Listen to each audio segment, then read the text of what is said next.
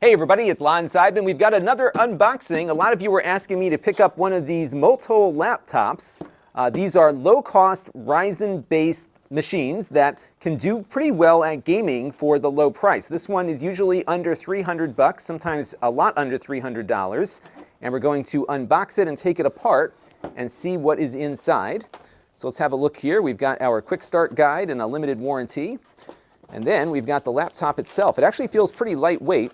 This is a 14-inch laptop. So we looked at a bunch of these Ryzen machines recently that were all 15-inch and slightly larger. So this one is nice and small. Looks like it's got a good amount of cooling on the bottom, but we will put that to the test. This one's got a Ryzen 3 processor, I believe a 3500.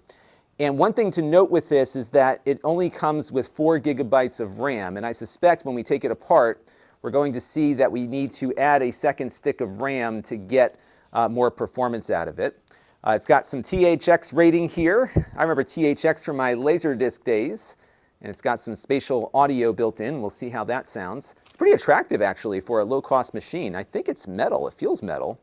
Very, very nice. So let's take a look at the ports on here. We've got a Kensington lock for locking it down on a desk. We've got Ethernet. I'll have to check and see if this is gigabit or not.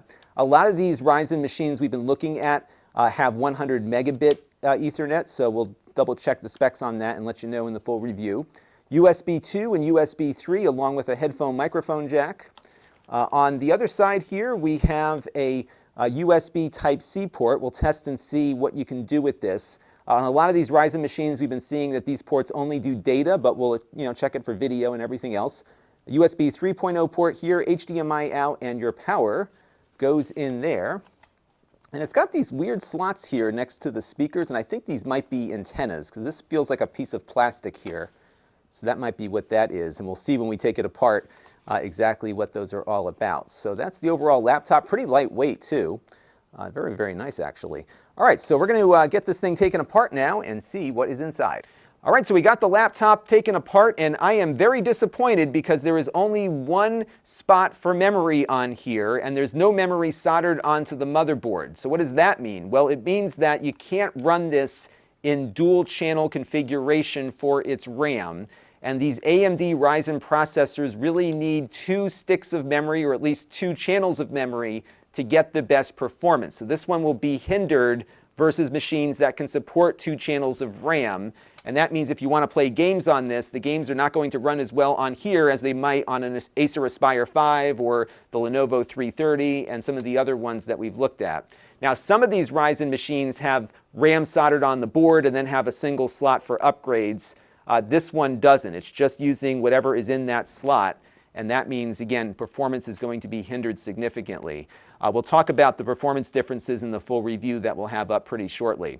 Over here, you've got your NVMe drive, which you can upgrade. Comes with 128 gigs on board, and there's a spot here for another one, so you can add a little more storage on this one versus some of the others. It also looks like here there's room for a SATA hard drive, but I don't see any SATA connector. So it doesn't look like you're going to get that going, but it looks like there's room for something there. So big disappointment on the RAM here, and again, we'll see what performance impact that will have in the full review. A couple other things to look at. The power adapter is right here, just your standard plug that can't be adjusted. And then there is an SD card slot here on the front, which is pretty cool. You can just slide those micro SD cards in there for additional storage if you don't want to take apart the computer. So we're going to put this thing back together here and do some additional analysis on it, and we will have a full review soon on the main channel at lon.tv, so stay tuned. This channel is brought to you by the lon.tv supporters, including gold level supporters, the 4 Guys with Quarters podcast, Tom Albrecht,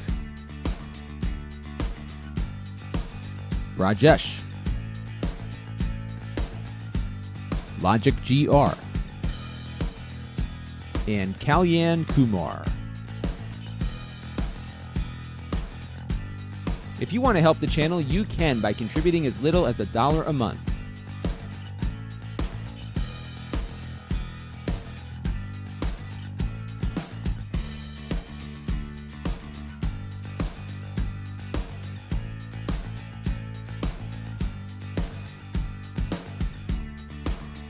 Head over to lon.tv/support to learn more.